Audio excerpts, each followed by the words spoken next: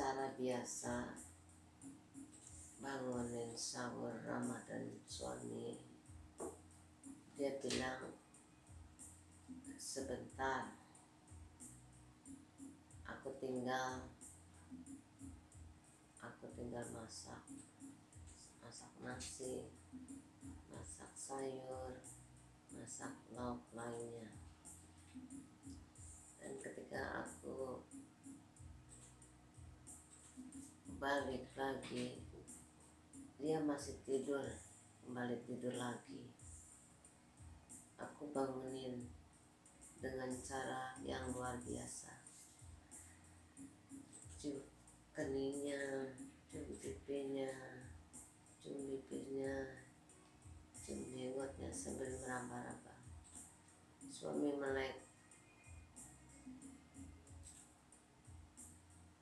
Aku tanya, mau sahur? Masakan aku